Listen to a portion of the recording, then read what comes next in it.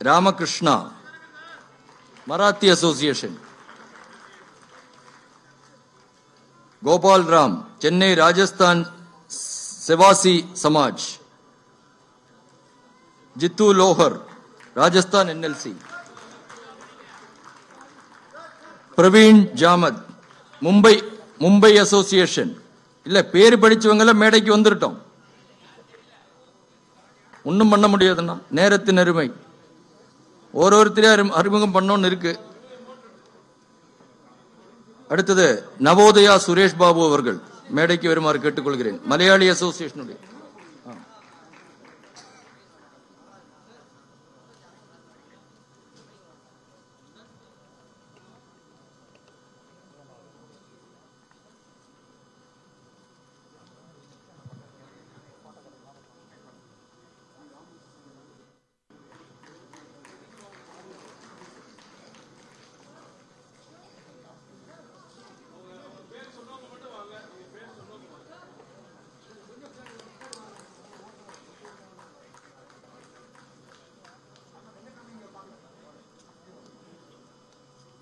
Dilip Bhatt, Marathi Association. N. Vittal. N. Vittalji.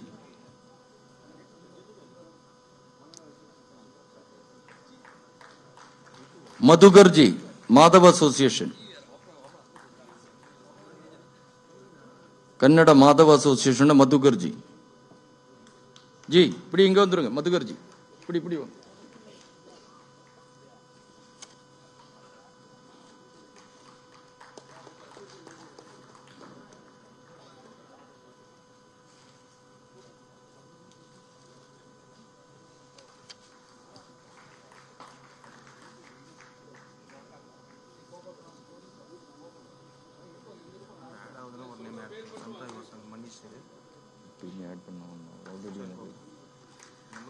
Malaram Rajpat, Prachapat, Malaram Prachapat.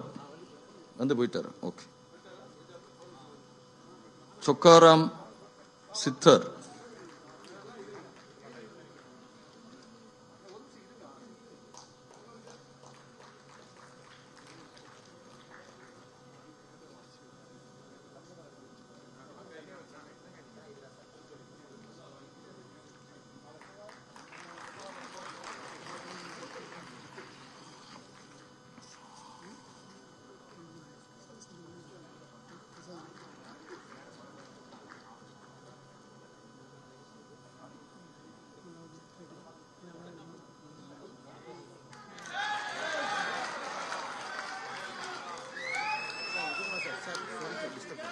I am a trustee of Jain Temple, 100 years old. உங்களோட பேரு? Navaratan Nahal.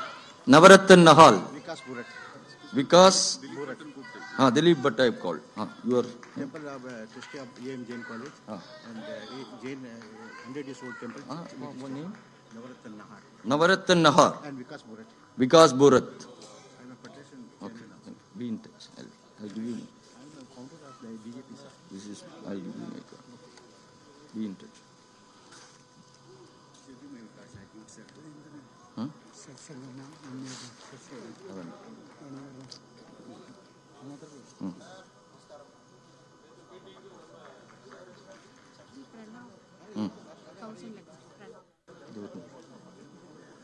Good. இது முடிச்சிட்டு நாம் சொல்லும்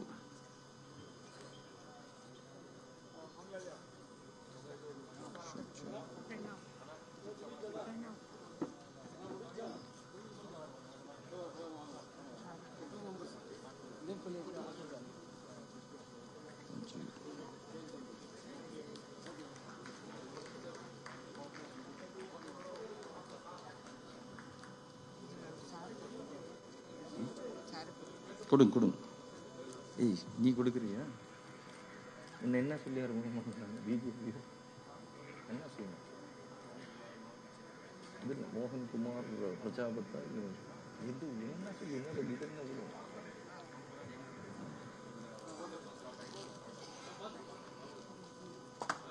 அவ்வளவுதான். இனி மோகன்குமார் நமது கவுன்சிலர் இருந்து ஜெயிச்சு சவுகார்பேட்டில் நல்ல அறிமுகமான தம்பி வாளை கொடுக்குறாங்க. வீரவாள்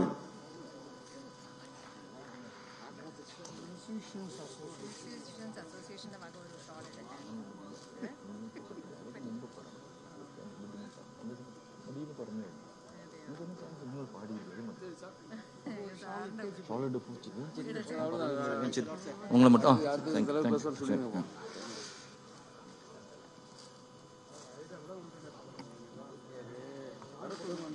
தயவு செஞ்சு எல்லாரும் மேடையில் இறங்குமாறு கேட்டுக்கொள்கிறேன். ஏனென்றால் நேரத்தின் அருமையை கருதி, ஏன்னா அண்ணன் கோயம்புத்தூர் பிளைட்டை பிடிக்கணும். தயவு செஞ்சு விஜயானந்த் மேடையில் இருக்கிற மற்றவங்களை எல்லாம் கீழே வர சொல்லுங்க. அவங்க ஸ்டாப் பண்ணுங்க. நீ போதும், தயவு செஞ்சு வேற யாருக்கும் நீ அனுமதி கிடையாது. தயவு செஞ்சு ப்ளீஸ் அந்த தாய்மார்களை 2 பேரை மட்டும் அனுப்புங்க. வாங்க அம்மா, சீக்கிரம் போங்க. 2 பேரும் சீக்கிரம் போங்க. அங்க வேற யாரும் உள்ள வரக்கூடாது. ஏன்னா அனைவருக்கும் அன்னைமலைஜி கூட போட்டோ எடுக்கணும்னு இருக்கும். இருந்தாலும் எங்களோட நேரத்தின் அருமை, தயவு செஞ்சு நீங்க எல்லாம் கோஆபரேட் பண்ணணும் ப்ளீஸ். அவருக்கும் பிளைட் பிடிக்கணும், நமக்கு அவரோட சிறப்புரை கேட்கணும்.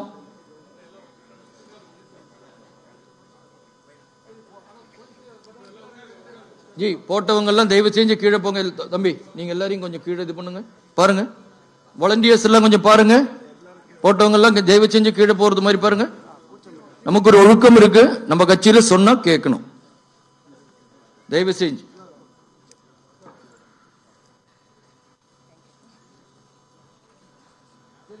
நாமெல்லாம் தன்னொழுக்கம் இருக்கின்றவர்கள், சொன்னதை கேட்கணும்.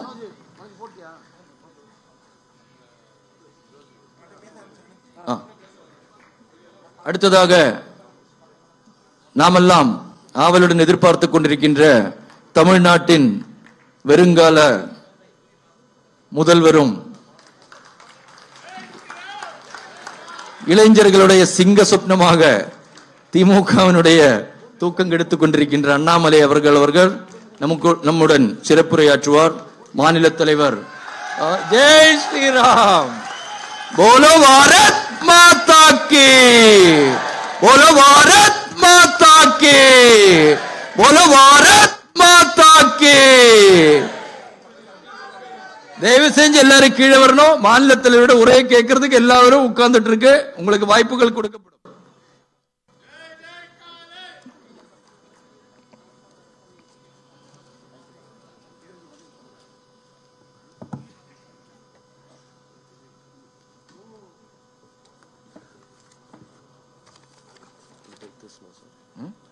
இது இல்ல, இது மட்டும் இருக்கு.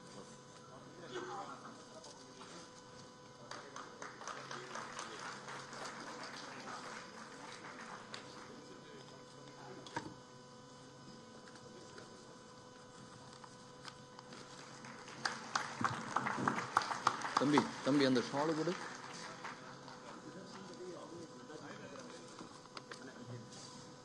இந்த 3 பேரோட பேர் மட்டும். அன்பார்ந்த பெரியவர்களே, தாய்மார்களே, உங்கள் அனைவருக்கும் என்னுடைய அன்பார்ந்த வணக்கம், நமஸ்காரம், நமஸ்காரகுலு, நமஸ்தே, சஸ்திரியக்கல்.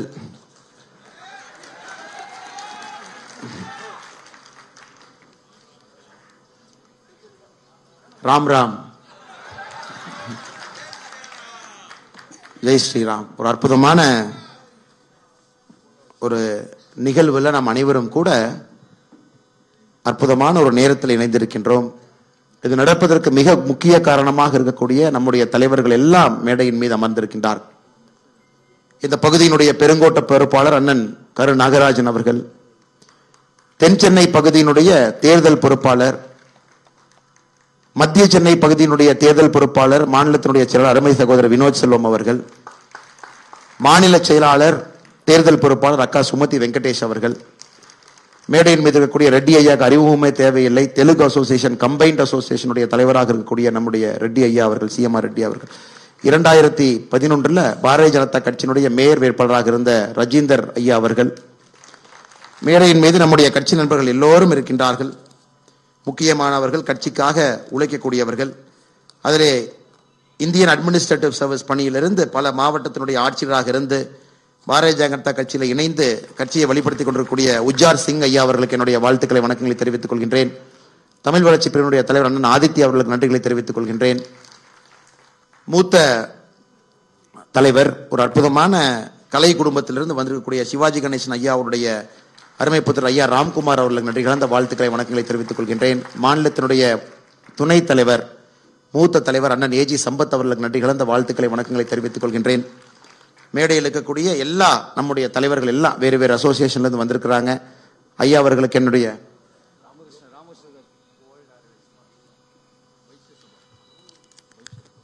வைசிய சபாவுடைய தலைவராக இருக்கக்கூடிய ஐயா ராமகிருஷ்ணன் அவர்களுக்கு என்னுடைய வாழ்த்துக்களை வணக்கங்களை தெரிவித்துக் கொள்கின்றேன். நாம் எல்லாம் இங்கே அமர்ந்திருப்பதற்கு மிக முக்கிய காரணமாக இருக்கக்கூடிய இந்த பிரிவினுடைய தலைவர் அண்ணன் ஜெயக்குமார் அவர்களுக்கு நன்றி கலந்த வாழ்த்துக்களை வணக்கங்களை தெரிவித்துக் கொள்கின்றேன். இந்த மாவட்டத்தினுடைய தலைவர் அண்ணன் விஜயானந்த் அவர்களுக்கும் அவருடைய குழு இங்கே அமர்ந்திருக்கின்றார்கள். அவர்களுக்கும் இந்த நேரத்தில் நன்றி கலந்த வாழ்த்துக்களை வணக்கங்களை தெரிவித்துக் கொள்கின்றேன். சகோதரர்களே, பல நூற்றாண்டுகளுக்கு முன்பு பெர்சியாவில் குறிப்பாக இந்த ஜொரஸ்டரியனிசம், யாரெல்லாம் ஜொரஸ்டரியனிசம் பெர்சியாவில் இருந்தாங்களோ, ஜொரஸ்டரியனிசம் அப்படிங்கிற ஒரு மதத்தை பின்பற்றினார்களோ, அவர்களுக்கு அந்த படையெடுப்பில் பொழுது பிரச்சனை வந்த பொழுது அவர்கள் எல்லாம் நம்முடைய இந்திய நாட்டிற்கு வந்தாங்க அங்கிருந்து தப்பிப்பதற்காக. அப்ப மகாராஷ்டிரா மண்ணிலே அவர்கள் எல்லாம் குடியேறிய பொழுது அங்க இருக்கக்கூடிய மைந்தர்கள் சொன்னார்கள், இவர்கள் வெளிநாட்டை சார்ந்தவங்க, நம்ம ஊருக்கு வந்திருக்கிறாங்க, நம்ம ஊரில் நம்ம உங்களை விடக்கூடாது, இவர்களெல்லாம் வேறு பாஷை பேசுறவங்க, வேறு கலாச்சாரத்தை சார்ந்தவர்கள், நம்முடைய மாநிலத்திலே இவர்களுக்கு வேலை இல்லை என்று சொல்லும் பொழுது அங்கிருந்த மகாராஜா சொன்னாங்க, ஒரு சொம்புல முழுமையாக பால் எடுத்துட்டு வாங்க அப்படின்னாங்க. இன்னொருத்தர் சொன்னாரு, நிறைய சர்க்கரை எடுத்துட்டு வாங்க அப்படின்னாங்க. ஸோ ராஜா முன்னிலையிலே ஒரு சொம்பு முழுவதும் பால், இன்னொரு கையிலே சர்க்கரை. ராஜா அவங்க சொன்னாங்க, இந்த சர்க்கரை இந்த பாலில் கொட்டுங்க அப்படின்னு. சர்க்கரையை பாலில் கொட்டுறாங்க. உடனே ராஜா அவங்க கேட்குறாங்க, இந்த பால் தழும்பி வெளியே வருதா அப்படின்னு. அவையில் இருந்தவங்க எல்லாம் சொன்னாங்க, இல்லைங்க ஐயா, சர்க்கரை எல்லாம் பாலுக்குள்ளதான் போது, வெளியே வரலைன்னு. ராஜா சொல்றாங்க, முழுசா கொட்டுங்க அப்படின்னு. முழுசாக அந்த சர்க்கரையை கொட்டிய பிறகு கூட அந்த பால் ததும்பவில்லை. அப்ப ராஜா சொல்றாங்க, நம்முடைய நாட்டினுடைய கலாச்சாரம் என்னவென்றால், இந்த நாட்டிலே யார் எங்கே சென்றாலும் கூட அவர்கள் சர்க்கரை போன்றவர்கள், அந்த ஊரில் இருக்கக்கூடிய மக்கள் பாலை போன்றவர்கள். பாலும் சர்க்கரையும் கலக்கும் பொழுது எப்பொழுதும் இனிமையாக இருக்குமோ தவிர அது கசப்பாக எப்பொழுதும் இருக்காது என்று ஒரு நீண்ட நெடிய பயணம் நம்ம இந்தியாவில் இருக்குதுங்க ஐயா.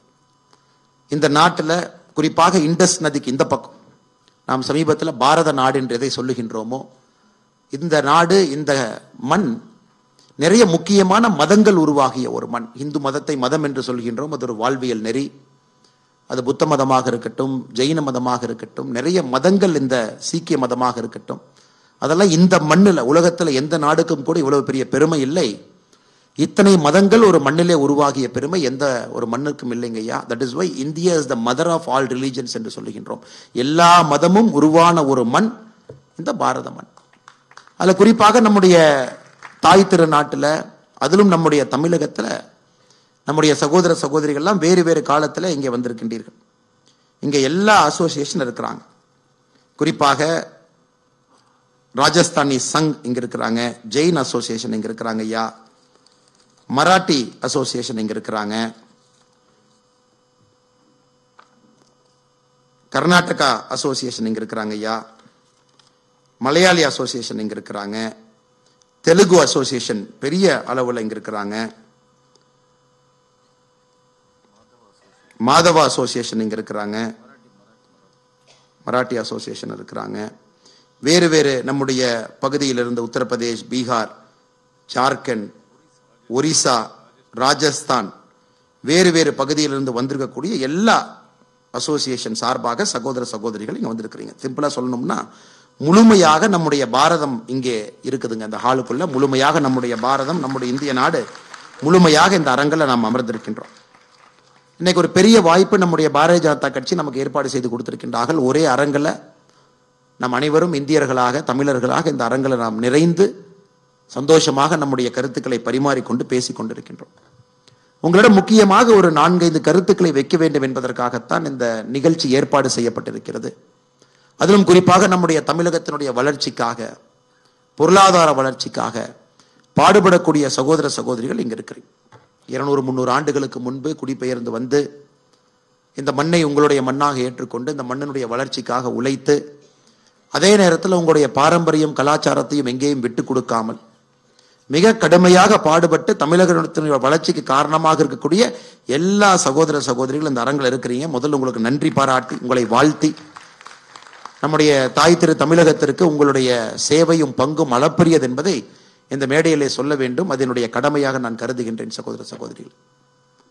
அதே போல ஒரு சாப்பாடு சாப்பிடும் பொழுது பச்சடியிலிருந்து, சாம்பார்லிருந்து, குழம்பிலிருந்து, பொரியலிருந்து பல வகையான வண்ணங்கள் அந்த உணவில் இருக்கும் பொழுது மட்டும்தான் அந்த உணவுக்கு அறுசுவை என்று சொல்லுகின்றோம். அப்பதான் அது உணவு என்று சொல்லாமல் அறுசுவை என்று சொல்லுகின்றோம். இன்னைக்கு அறுசுவையாக தமிழகம் இருக்கு. பல மொழிகள் பேசக்கூடிய மக்கள் இங்க இருக்கிறாங்க. பல விதமான கலாச்சாரங்கள் இருக்கக்கூடிய மக்கள் இருக்கிறாங்க. அனைவரும் அண்ணன் தம்பிகளாக இருக்கின்றோம் என்றால் அதற்கு மிக முக்கியமாக உங்களுடைய பங்கு முக்கியமான காரணம். இந்த மண்ணில் இத்தனை ஆண்டு காலமாக நீங்கள் தொடர்ந்து இருந்து கொண்டு உங்களுக்கு பிறகு உங்களுடைய குழந்தைகளும் இந்த நாடு, இந்த மண் உங்களுடைய மண் என்று குழந்தைகளும் இங்கே வந்து உங்களுடைய சொந்தக்காரங்கிட்டிருந்து கிட்டத்தட்ட 1000-2000 கிலோமீட்டர் தூரத்தில் இருந்தும் கூட உங்களுடைய பாரம்பரியத்தையும் விடாமல் 2 அற்புதமான குடும்பம் தமிழகத்தில், உங்களுடைய தமிழ் குடும்பம், உங்களுடைய சொந்த ஊர் எங்கே இருந்தாலும் கூட பூர்வீகத்திலிருந்து அங்கே ஒரு குடும்பம், 2 குடும்பத்திற்கும் பாலமாக நீங்கள் இருந்து கொண்டிருக்கின்றீர்கள். உங்களுக்கு இந்த நேரத்தில் பெரிய ஒரு நன்றியை சொல்லணும். இதைத்தான் நம்முடைய பாரத பிரதமர் அவர்கள் ஏக் பாரத் ஸ்ரேஷ்ட் பாரத் என்று சொல்கின்றார். ஒரே பாரதம் உன்னதமான பாரதம் என்று தொடர்ச்சியாக நம்முடைய பிரதமர் அவர்கள் சொல்லிக் கொண்டிருக்கின்றார். குறிப்பா நம்முடைய ஆட்சி 2014க்கு பிறகு நாம் உன்னிப்பாக கவனிச்சோம்னா தெரியுங்க ஐயா, நம்முடைய பிரதமர் அவர்கள் எந்த அளவுக்கு நம்முடைய நாடு உண்மையான பாரத நாடு என்று சொல்லப்பட வேண்டும் என்றால் ஒரு பகுதியில கூட பிரிவினைவாதம் இருக்கக்கூடாது என்பதிலே தெளிவாக நம்முடைய ஆட்சி இப்ப நடந்துகிட்டு இருக்குங்க ஐயா. அது வடகிழக்கு பகுதியாக இருக்கட்டும், இந்தியாவுடைய எந்த பகுதியாக இருந்தாலும் கூட சின்ன சின்ன பிரச்சனைகளை இங்கே தூண்டிவிட்டு அரசியல்வாதிகள் குளிர்காய்ந்து அதன் மூலமாக பிரிவினையை ஏற்படுத்தி நார்த்து, சவுத்து, ஈஸ்ட், வெஸ்ட் ஒரு மாநிலத்துக்குள்ள பிரிவினை ஏற்படுத்தி இத்தனை காலமாக அரசியல் நடந்து கொண்டிருக்கிறது. இன்சைடர், அவுட் சைடர் என்று. எனக்கு முன்பு கருணாகராஜன் அண்ணன், சில பேர் நம்ம வினோத் செல்வம் அவங்கெல்லாம் பேசினாங்க. தலைவர்கள் பேசும் பொழுது நிறைய வார்த்தைகளை பயன்படுத்தினாங்க, உண்மையை சொன்னார். அவர்களுக்கு அதை விட்டு விடுகின்றேன். காரணம், நடந்ததை நடந்தவையாக இருக்கட்டும் ஐயா. இன்னைக்கு ஒரு புதிய ஒரு சரித்திரத்தை உருவாக்க வேண்டும் என்கின்ற ஆசையிலே நாம் இங்கு இருக்கின்றோம். தமிழகம் பாரதிய ஜனதா கட்சிக்கு நீங்கள் தேவை. தமிழகத்தினுடைய வளர்ச்சிக்கு நீங்கள் தேவை. அடுத்த கட்ட தமிழகத்தை உருவாக்குவதற்கு உங்களுடைய பங்கு பாரதிய ஜனதா கட்சியில் இருக்க வேண்டும், தமிழகத்தினுடைய வளர்ச்சியில இருக்க வேண்டும் என்பதற்காக இந்த நிகழ்ச்சி நாம் இருக்கோங்க ஐயா. பாரதிய ஜனதா கட்சியை பொறுத்தவரை அனைவரையும் சமமாக மதித்து சமமாக அவர்களுடைய வாழ்க்கை இருக்க வேண்டும் என்று நினைத்து பொருளாதாரத்திலே சம வாய்ப்பு அனைவருக்கும் கொடுக்க வேண்டும் என்று நினைக்கக்கூடிய ஒரு கட்சிங்க ஐயா. அதுவும் குறிப்பாக நம்முடைய பிரதமர் அவர்கள் வந்த பிறகு ஒரே ஒரு சின்ன உதாரணத்தை சொல்றேங்க ஐயா. மேடையின் மீது நம்முடைய உஜார் சிங் ஐயா இருக்கிறாங்க. நம்முடைய ஒரு நிகழ்வுக்கு கூட ஐயா அவங்க தலைமை தாங்கினாங்க. 1704 டிசம்பர் 26 நடந்த ஒரு சரித்திர நிகழ்வு. அது இத்தனை ஆண்டு காலமாக ஆங்கிலேயர்கள் காலத்திற்கு பிறகு சுதந்திர இந்தியாவில் 75 ஆண்டுகளாக எல்லாம் மறந்து போனதை சீக்கிய நண்பர்களுடைய, நம்முடைய எல்லோருடைய போற்றுதலுக்குரிய கடைசி குரு கோபிந்த் சிங் அவர்கள், அவருடைய 2 மகன்கள் 1704 நடந்த ஒரு போர்ல பாருங்க, ஷஹீப்ஜாதா ஜொராவர் சிங் அவர்கள் 9 வயசு அவருக்கு, ஷஹீப்ஜாதா ஃபத்தேக் சிங் அவர்கள் வெறும் 7 வயசு.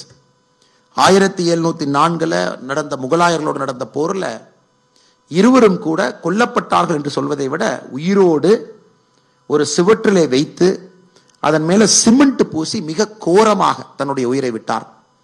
அப்பொழுதும் கூட எந்த காரணத்திற்கும் நாங்கள் மதம் மாற்ற மாட்டோம் என்று அவருடைய மகன்கள் மிக உறக்கமாக சொன்னார். இது நடந்து ஒரு வாரத்திற்கு பிறகு குரு கோபிந்த் சிங் ஐயா அவர்களுடைய மனைவியார் அவர்களும் இன்னும் 2 குழந்தைகளும் ஒரு வாரம் கழித்து கொல்லப்பட்டார்கள். அப்படின்னா அந்த ஒரு வார காலகட்டத்தில் 4 மகன், அவருடைய மனைவி 5 பேர் இறந்தாங்க.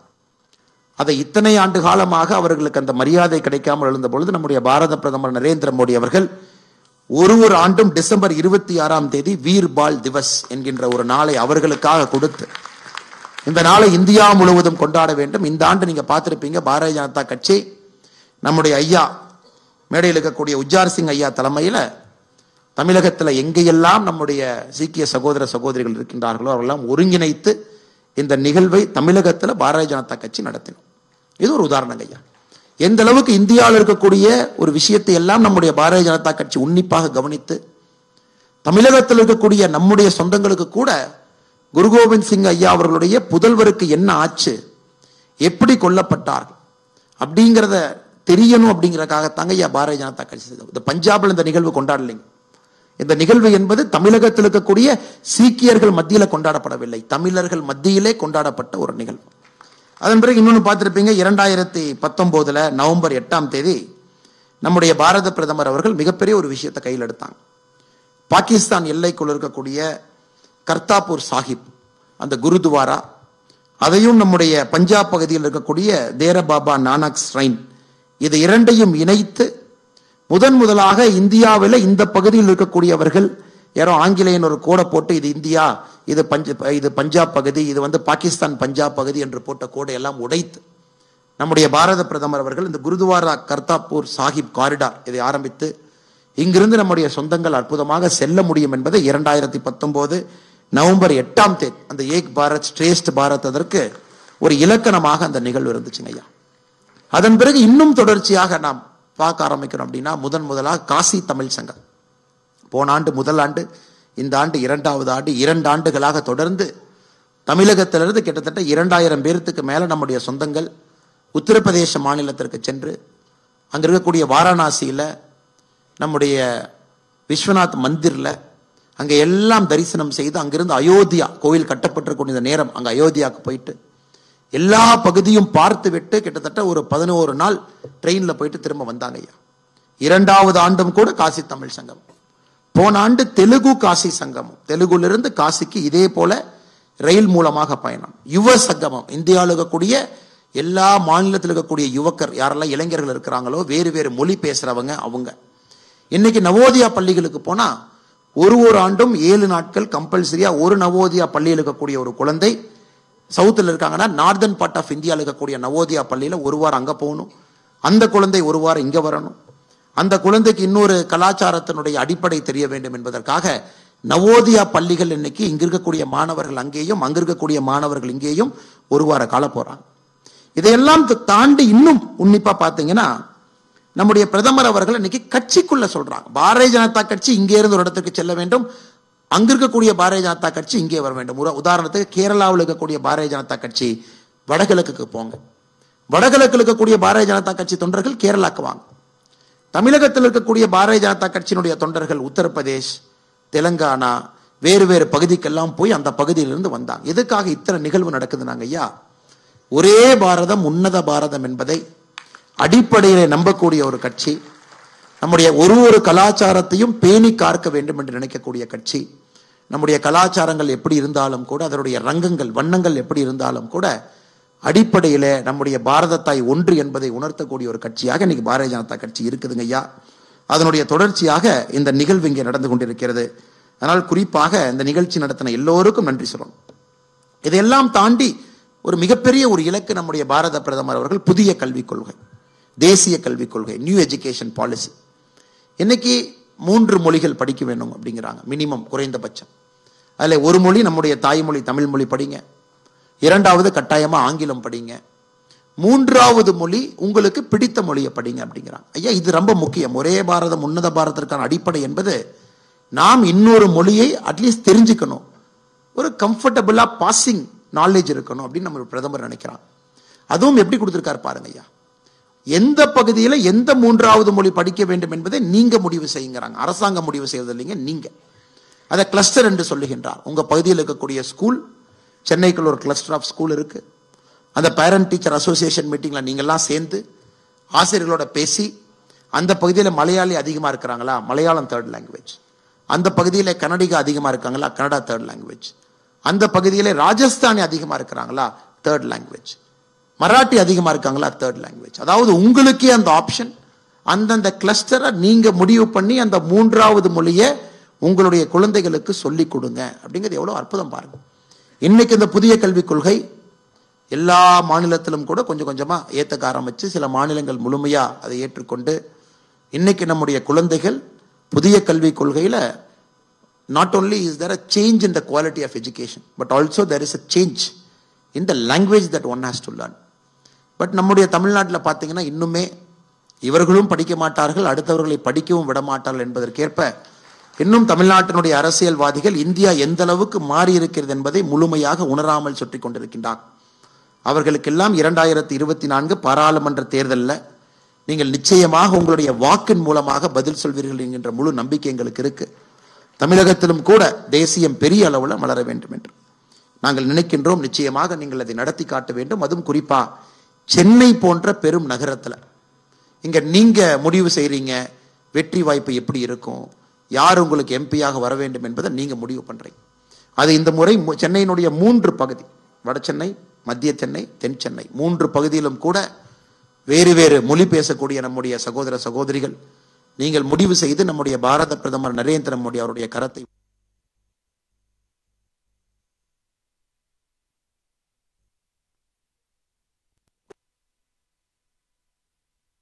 நேரம் அடுத்த 10 நிமிஷத்துல இதையும் உங்களால் வச்சிடறேங்க ஐயா. ஐயா, இன்னைக்கு ஒரு கல்லூரியில மத்தியானம் பேசிட்டு இருக்கும் பொழுது ஒரு கேள்வி நான் கேட்டேன். 1800 கோடி ரூபாய் மதிப்புல ராமர் கோவில் கட்டுகின்றோம், இதை ஆதரிப்பீங்களா எதிர்ப்பீங்களா அப்படின்னு இருக்கக்கூடிய ஸ்டூடெண்ட்ஸ்லாம் ஆமா சார், இது வந்து ஒரு ஃபேத், ஹிந்து மக்கள் குறிப்பாக அவர்கள் குழந்தை ராமருக்கு ஒரு பெரிய ஆலயம் கட்ட வேண்டும் என்று நினைக்கின்றார்கள், என்ன தவறு, நிச்சயமா 1800 கோடி ரூபாய் மக்களுடைய பணத்துல தானே கட்டுறோம், அரசாங்க பணத்திலேயே கட்டுறோம், இது நல்ல ஒரு முயற்சி, நான் வரவேற்கிறேன். நான் சொன்னேன் இல்லைங்க, அந்த பதில் எதிர்பார்க்கலாம், இன்னும் வேற மாதிரியான பதில் எதிர்பார்க்கிறேன்னு சொல்லி அந்த குழந்தைகளை கொஞ்சம் தூண்டி விட்டேன். எல்லாம் டாக்டர்ஸ் இன்னைக்கு மத்தியானம் ஆடியன்ஸுங்க இன்னும் கொஞ்சம் யோசிங்க, இன்னும் வேற மாதிரி நான் பதில் எதிர்பார்க்கிறேன். அந்த கான்வர்சேஷன் எப்படி போச்சுனாங்க ஐயா, இன்னைக்கு திருப்பதி ஒரு ஆண்டுக்கு திருப்பதி 2.5 கோடி பக்தர்கள் ஒரு ஆண்டுக்கு வர்றாங்க ஐயா, 2.5 crore. மொத்தமாக ஏழுமலையானுக்கு உண்டியல் மூலமாக 2.5 கோடி பக்தர்கள் கொடுக்கக்கூடிய மொத்த வசூல் பணம் பார்த்தீங்கன்னா 1200 கோடி ரூபாய் சராசரியா, 1200 crore, 2.5 crore people they visit Tirupati. இது வந்து உலகத்தில் ஹையஸ்ட் ஃபுட்ஃபால். இரண்டாவதுங்க ஐயா சவுதி அரேபியால மெக்கா. மெக்காக்கு ஆண்டுக்கு 2 கோடி பேர் போறாங்க. அவங்களுக்கு கிடைக்கக்கூடிய கான்ட்ரிபியூஷன் $12 பில்லியன், $12 பில்லியன் மெக்கால 2 கோடி பேர் கொடுக்குறாங்க. மூணாவதுங்க ஐயா வேட்டிக்கன், கிறிஸ்தவர்கள் போறாங்க சகோதர சகோதரிகள், 80 லட்சம் பேர் போனாங்க போன ஆண்டு, $315 மில்லியன், $315 மில்லியன், 80 லட்சம் பேர். இன்னைக்கு ஸ்டேட் பேங்க் ஆஃப் இந்தியாவுடைய ஆய்வறிக்கை சொல்லுதுங்க ஐயா, 2025 அயோத்தியா முழுமையாக எல்லாம் செட் ஆகி ரெடி ஆகி, 2024 ஜனவரியில் டெம்பிள் கோயில் திறக்கப்பட்டிருக்கிறது. 2025 முழுமையாக அயோத்தியால ஜனவரி 1 டிசம்பர் 31 கணக்கெடுத்தா 5 கோடி பேர் அயோத்தியாவுக்கு போவாங்கன்னு ஸ்டேட் பேங்க் ஆஃப் இந்தியா சொல்லுதுங்க ஐயா. அதாவது 2.5 கோடியை தாண்டி 2 கோடியை தாண்டி 80 லட்சத்தை தாண்டி 5 கோடி பேர் அயோத்தியாவுக்கு போவாங்க. அதே ஸ்டேட் பேங்க் ஆஃப் இந்தியாவில் அந்த ஆய்வறிக்கை இன்னும் ஒரு படி முன்னாடி போறாங்க. 5 கோடி பேர் போறாங்கன்னா உத்தரப்பிரதேச அரசுக்கு இதன் மூலமாக வரக்கூடிய வருமானம் எவ்வளவு? அந்த ஸ்டேட் பேங்க் ஆஃப் இந்தியா ஆய்வறிக்கை சொல்றாங்க, இதன் மூலமாக உத்தரப்பிரதேச அரசு கிடைக்கக்கூடிய வருமானம் அயோத்தியா கோவில் மூலமாக மட்டும், ஹோட்டல்ல தங்குறவங்க, சாப்பிட்றவங்க, டிரான்ஸ்போர்ட்ல போறவங்க, உள்ள சுத்துறவங்க, அயோத்தியா போயிட்டு வாரணாசி வர்றவங்க, வாரணாசி முடிச்சுட்டு மதுரா போறவங்க, இதன் மூலமாக அடுத்த ஆண்டு உத்தரப்பிரதேச அரசு கிடைக்கக்கூடிய வருமானம் 4 லட்சம் கோடி. உங்களுக்கு வந்து இது ஒரு பெர்ஸ்பெக்டிவ்ல வைக்கணும் அப்படின்னாங்க ஐயா, தமிழ்நாடு அரசினுடைய பட்ஜெட் 3 லட்சம் கோடி.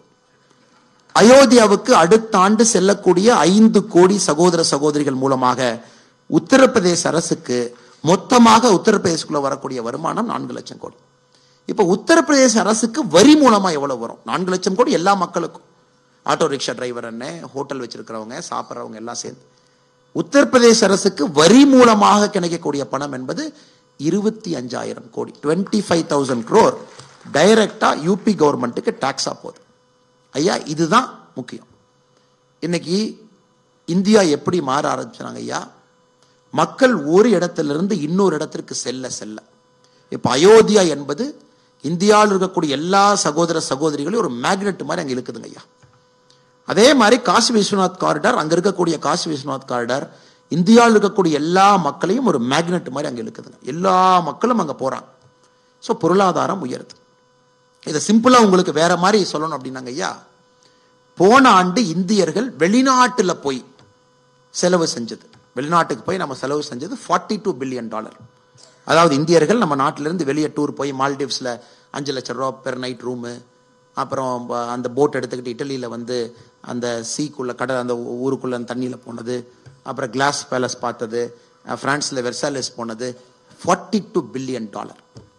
ஐயா இதுல 50% நம்ம ஊருக்கு அடுத்த 10 ஆண்டுகள்ல திருப்பினா $20 பில்லியன் நம்ம ஊருக்குள்ள திருப்ப போறோம். இன்னைக்கு இந்தியா வந்து எவ்வளவு கனெக்டட்னு பாருங்க. It is so connected. நீங்க எல்லாம் வந்த பொழுது இந்த அளவு கனெக்ஷன் இருக்கிறதுக்கு வாய்ப்பே இல்லை. இந்த அளவு கனெக்டடா இருக்க வாய்ப்பு இல்லை. So connected. மேடையில் இருக்கும்போது நீங்க கொடுக்குற பெட்டிஷன்ஸே பாருங்க. எங்களுக்கு வந்து ட்ரெயினை வந்து டபுள் பண்ணணும், ட்ரிபிள் பண்ணணும், டிபார்ச்சர் வீக்லி பண்ணணும், டிபார்ச்சர் டெய்லி இருக்கிறது வந்து வாரத்துக்கு 3 நாள் பண்ணணும். ஏன்னா கனெக்டட். செல்போன் வந்ததுக்கு அப்புறம், டெக்னாலஜி வந்ததுக்கு அப்புறம் கனெக்டடுங்க. அது ஒரு உதாரணம். ஒரு அயோத்தியா கோவில் எந்த அளவுக்கு இந்தியாவுடைய பொருளாதாரத்தை வலிமைப்படுத்த போகிறது என்பதற்கு நாம் சொல்லியிருக்கக்கூடிய அந்த டேட்டா பாயிண்ட் வந்து ஒரு உதாரணம் ஐயா. இதெல்லாம் வர வர இந்தியா இன்னும் இணைய போகிறதோ தவிர சில அரசியல்வாதிகளால் இந்தியாவை பிரிக்க முடியாது. இப்ப 2வது பாயிண்ட் ஐயா. இப்ப வினோத் செல்வம் அவர்களும் கருணாகராஜனும் சில விஷயத்தை சொன்னாங்க. அதாவது வடக்கில் வரக்கூடிய சகோதர சகோதரிகளை சில அரசியல் தலைவர்கள் தவறான ஒரு வார்த்தையை பயன்படுத்தி பேசுறாங்க. ஐயா இன்னைக்கு வடக்கு தெற்கெல்லாம் போயிங்க ஐயா, பெர்ஃபார்மன்ஸ் அப்படிங்கறத மட்டும்தாங்க ஐயா இந்தியன் பாலிடிக்ஸ்ல மக்கள் பாக்குறாங்க. You are business man. இங்க இருக்கிறவங்க எல்லாம் ஹார்டு கோர் பிசினஸ் மேன். அது மின்ட் ஸ்ட்ரீட்ல நம்முடைய தேசிய தலைவர் நட்டாஜி அவர்கள் வரும் பொழுது நாங்க மின்ட் ஸ்ட்ரீட்ல பார்த்தோம். காவல்துறை வரக்கூடாதுன்ட்டாங்க. மத்தியானத்துல இருந்து 144 கர்ஃபியூன்ட்டாங்க.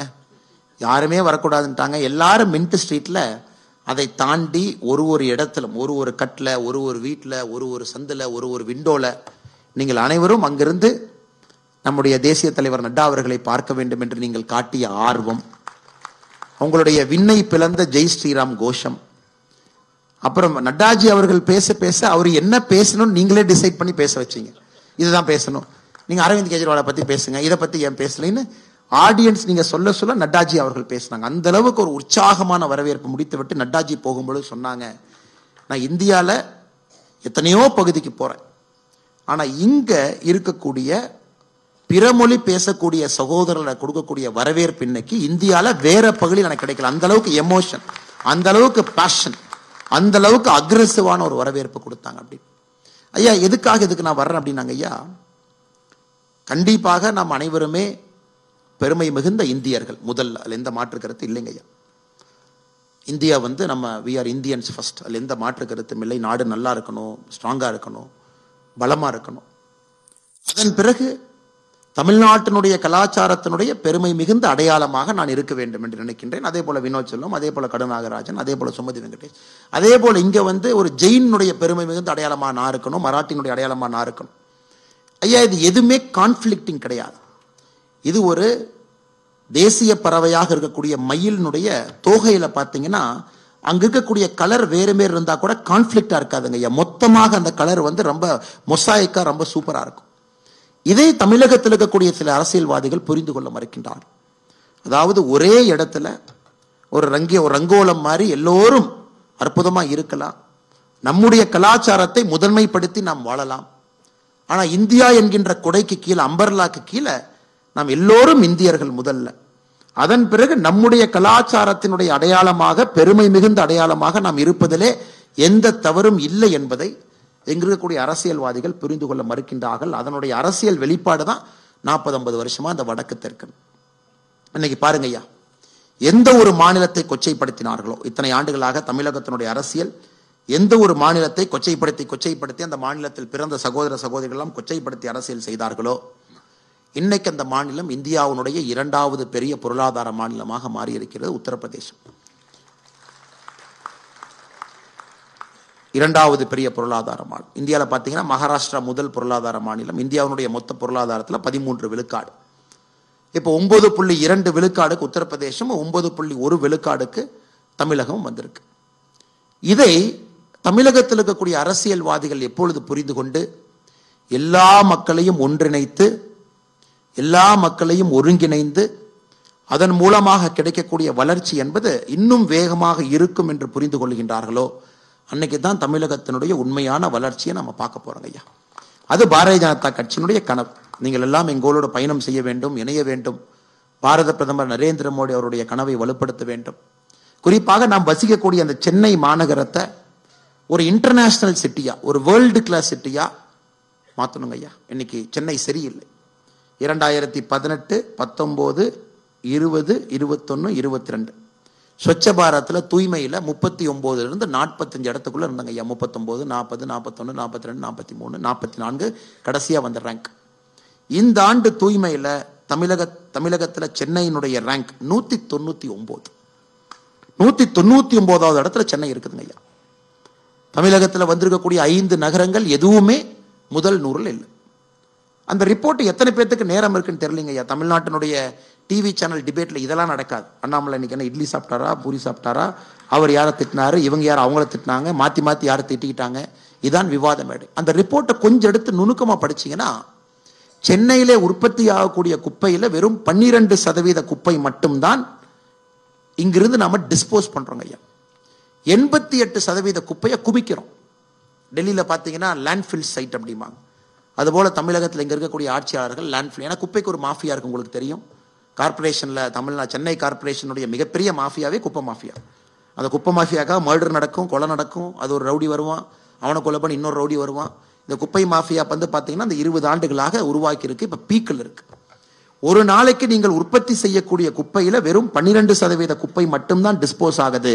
88% குப்பை, 88% net addition to the already இருக்கக்கூடிய குப்பைனா இது மகா கேவலங்க ஐயா. இது மகா கேவலம். இந்த ஊர்ல வாழ முடியாது.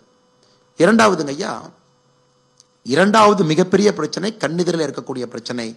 மழை வரும் பொழுதெல்லாம் நாம வந்து நீச்சல் பயிற்சியாளர்களாக மாற வேண்டிய கட்டாயம். ஸ்விம்மிங் கிளாஸ்க்கெல்லாம் போய் சென்னையில எல்லாம் ஸ்விம்மிங் கத்துக்கிட்டு இப்ப போட்டை வச்சுதான் ரெஸ்கியூ பண்ணணும்.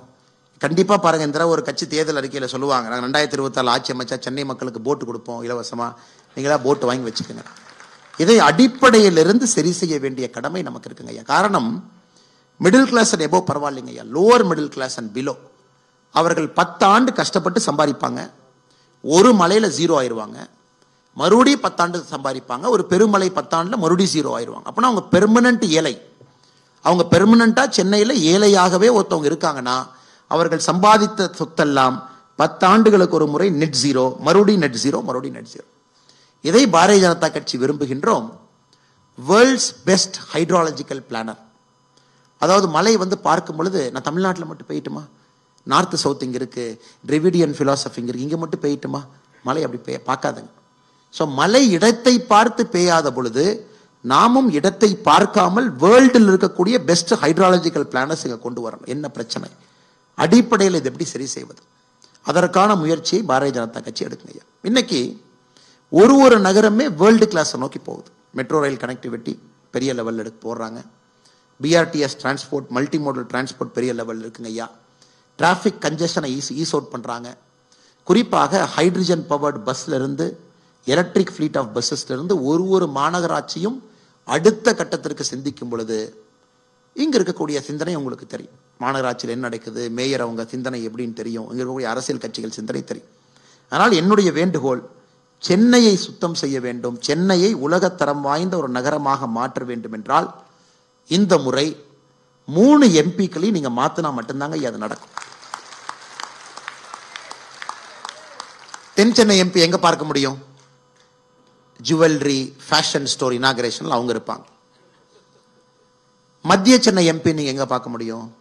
கலைஞர் அவருடைய பையன் கருணாநிதி அவங்க பையன் ஸ்டாலின் ஐயா எங்க போடுறாங்களோ அவரு முதல்ல சால்வ போடுவாரா, டிஆர் பாலு முதல்ல சால்வ போடுவாரு. சண்டை போற இடத்துல 2 பேர் இருப்பாங்க. டெல்லி போனாலும் 2 பேர் சண்டை போட்டு இவர் அவர் தருவார், அவர் 2 பேர் முதல்ல போய் இப்படி போய் மாலை போடுறதுக்கு ரெடியா இருப்பாங்க. வட சென்னையினுடைய எம்பி எங்க பார்க்க முடியும்? எங்கேயும் பார்க்க முடியாது. அப்பப்ப டிவி சேனல் நீங்க பார்க்க முடியும். ஏன்னா 3 பேருமே ஒரு டைனாஸ்டிக் பாலிடிக்ஸ்னுடைய வெளிப்பாடு. தென் சென்னையினுடைய எம்பி சகோதரி தமிழச்சி தங்கப்பாண்டியன் அவர்கள், அப்பா வந்து தங்கப்பாண்டியன் முன்னாள் எம்எல்ஏ. தமிழச்சி தங்கப்பாண்டியன் அவருடைய சகோதரர் தங்கம் தென்னரசு தமிழகத்தினுடைய நிதி அமைச்சர். நீங்க திருச்சுழி பக்கமெல்லாம் போலிங்க ஐயா. நீங்க ராமநாதபுரம் மாவட்டத்துல திருச்சுழிக்கு போய் பாருங்க. உங்களுக்கு இன்னொரு தொகுதி இருக்கு, 2 தொகுதி இருக்கு. அக்கா தம்பி கொண்டு, அக்கா தென் சென்னை, தம்பி வந்து திருச்சுழி ராமநாதபுரத்தில். நீங்க போய் பாருங்க. உகாண்டா, டார்ஃபூர் பார்க்குற மாதிரி இருக்கும் உங்களுக்கு. வளர்ச்சியே கொண்டு வராம திருச்சுழி போன்ற ஒரு பகுதியில் கடுமையாக உழைக்கக்கூடிய மக்களை ஒரு அப்பாவும் பையனும் தொடர்ச்சியா அங்கிருந்து ஒரு வளர்ச்சி இல்லாத ஒரு பகுதி எல்லா குறியீட்டிலும் கீழே இருக்கு. ராமநாதபுரம் டிஸ்ட்ரிக்ட் இன்னைக்கு ஆஸ்பிரேஷனல் டிஸ்ட்ரிக்டா இருக்குன்னா அதற்கு முதல் காரணம் அங்க இருக்கக்கூடிய எம்எல்ஏவும் தமிழகத்தினுடைய நிதி அமைச்சர். அந்த குடும்பமே அப்படித்தாங்க, வளர்ச்சி விடவே மாட்டாங்க. ஸோ இது வந்து ஒரு எம்பியினுடைய பயோகிராஃபி. மத்திய சென்னைக்கு போனீங்கன்னா தயாநிதி மாறன் ஐயாவை பத்தி சொல்லவே வேண்டாம். சென்னை வெள்ளத்தில் 10 நாள்ல ஒருத்தருக்கு ஒரு டீ வாங்கி கொடுக்கல. Not even single tea. ஒரு எம்பி வெளியே வந்து ஒரு டீ, ஒரு பிஸ்கட், ஒரு பன்னு காலில் நனைஞ்சிட்டு வந்து யாருக்கு என்ன உதவி செய்ய முடியும்? வாய்ப்பே. வட சென்னை எம்பி உங்களுக்கு தெரியும், கலாநிதி வீராசாமி, ஆற்காட்டு வீராசாமி ஒரு பையன். ஸோ நீங்க பாருங்க, Delhi 7 out of 7 BJP, Bengaluru பாருங்க 3 out of 3. நீங்க மேஜர் சிட்டிஸ் பாருங்க, எல்லாமே பாரதிய ஜனதா கட்சியின் பக்கம், டெவலப்மெண்ட் ஓரியன்ட் கட்சியின் பக்கம். குறிப்பாக யார் இந்த மாநகரத்தை வளர்ப்பார்கள் என்று இருக்கு. ஆனா இங்க மட்டும்தாங்க 3 out of 3. உலகத்துல எங்கேயுமே 3க்கு 3 டைனாஸ்டிக் பாலிடிக்ஸ்ல வந்து இருக்கக்கூடிய ஒரு குடும்பத்தினுடைய கையில் இருப்பதற்கு வாய்ப்பு இல்லைங்க. சென்னை இருக்கு. இன்னைக்கு அதை உடைக்கணும். சென்னையை உடைத்தாக வேண்டும். அதுல எந்த மாற்று கருத்தும் இல்லை. இவங்களே சிங்கார சென்னைன்னு பேர் வச்சா சிங்காரம் ஆயிருமாங்க ஐயா.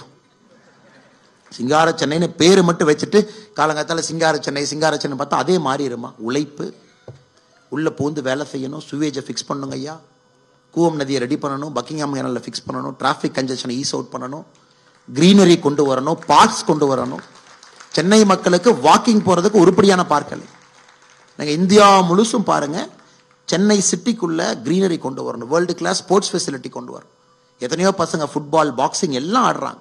அவங்களுக்கு எல்லா விதமான ஃபெசிலிட்டி சென்னைக்குள்ள கொண்டு வரும். அது எதுவும் இவர்களுக்கு அறிவில்லை, சிந்தனை இல்லை, தொலைநோக்கு பார்வை இல்லை. இந்த 3 பேத்தினால சென்னை இன்னைக்கு அழிந்துகிட்டு இருக்குங்கய்யா. இதை சரி செய்ய வேண்டியது உங்களுடைய கடமை, என்னுடைய கடமை, ஆரம்பத்தில் இருக்கக்கூடிய எல்லோருடைய கடமை.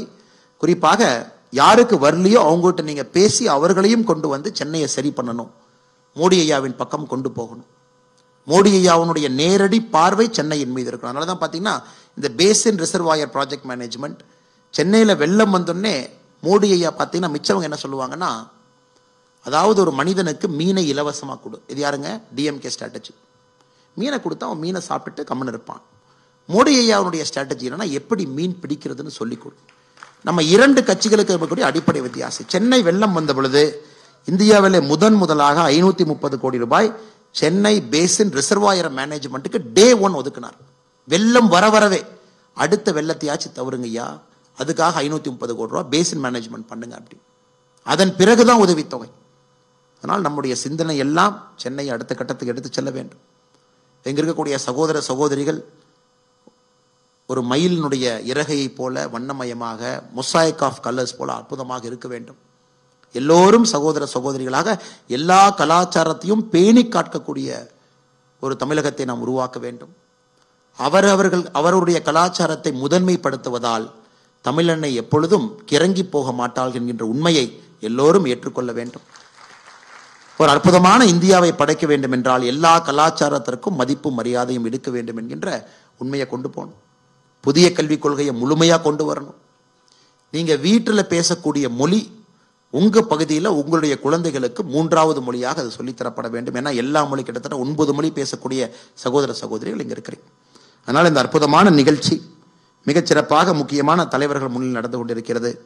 நேரமாகிவிட்டது. எங்களுக்கு காலையிலிருந்து பாருங்க ஐயா, நிறைய நிகழ்ச்சிகள். நம்முடைய சென்னையினுடைய முன்னாள் மேயர் சைதை துரைசாமி ஐயாவுடைய மகன் வெற்றி துரைசாமி அவர்கள் துரதிருஷ்டவசமாக நம்முடைய சட்லஜ் நதியில ஒரு 7 நாளைக்கு முன்னாடி கார்ல போகும்போது ஆக்சிடென்ட் ஆகி உள்ள விழுந்து பாவம் இறந்துட்டாங்க. அந்த நிகழ்வுக்கும் சென்று அஞ்சலி செலுத்த வேண்டிய கடமை எங்களுக்கு. குறிப்பாக அந்த வெற்றி அவர்கள் அந்த இதுல விழுந்த பிறகு சட்லஜ் நதியில நம்முடைய அமித்ஷா அவர்கள் கிட்டத்தட்ட 100 NDRF பர்சனல் 5 நாள் முழுமையாக தேடி அவர் எங்கே விழுந்தாரோ அங்கிருந்து 5.7 கிலோமீட்டர் தாண்டி அவருடைய சடலத்தை எடுத்து தந்தைக்கு தாய்க்கு ஒப்படைச்சிருக்கிறோம். கடைசி நேரத்தில் அதாவது அவங்களுக்கு கிடைக்கட்டும் அப்படின்னு. அதனால ரொம்ப துயரமான ஒரு விஷயம். சைதை துரைசாமி போற ஒரு நல்ல மனிதருடைய குடும்பத்தில் இந்த துக்கம் நடந்திருக்கிறது என்று அங்கேயும் சென்று விட்டு வருவதற்கு கொஞ்சம் தாமதம். ஆனால் பொறுமையாக இங்கே இருந்து இந்த நிகழ்வில் நீங்கள் பங்கெடுத்து மேடையில் இருக்கக்கூடிய தலைவர்கள் எல்லோரும் பேசியிருக்கிறாங்க. மேடையில் எல்லா தலைவர்களும் வந்திருக்கிறாங்க. ரெட்டி ஐயா, ராமகிருஷ்ணன் ஐயா, ரஜீந்தர் ஐயா, நம்முடைய உஜ்ஜார் சிங் ஐயா எல்லோரும் வந்திருக்கிறாங்க. பாரதிய ஜனதா கட்சியோடு இணைந்திருக்கின்றீர்கள். இன்று நாங்கள் உங்களோடு இருக்கின்றோம். தைரியமாக இருங்க. சென்னையை மாற்றி காட்டுவோம். பாரத பிரதமருடைய கனவை தமிழகத்திற்கு கொண்டு வருவோம் என்று உறக்கமாக சொல்லியிருக்கக்கூடிய முன்னெருக்கில் இருக்கக்கூடிய எல்லா சொந்தங்களுக்கும் நன்றி கலந்த வாழ்த்துக்களை வணக்கங்களை தெரிவித்து என்னுடைய உரையை முடித்துக் கொள்கின்றேன். நன்றி, வணக்கம். பாரத் மாதா கி. இந்த நிகழ்ச்சியை சிறப்பாக ஏற்பாடு செய்த மாவட்ட தலைவர் விஜயானந்த் அவர்களுக்கும், தேசிய மொழி பிரிவினுடைய தலைவர் ஜெயக்குமார் அவர்களுக்கும், இந்த நிகழ்ச்சிக்கு முதல் பிள்ளையார் சொல்லிப்பட்ட நமது சகோதரி அஞ்சனா அவர்களுக்கும் தலைவர் அவர்கள் சால்வை அணிவித்து கௌரவிப்பார்கள்.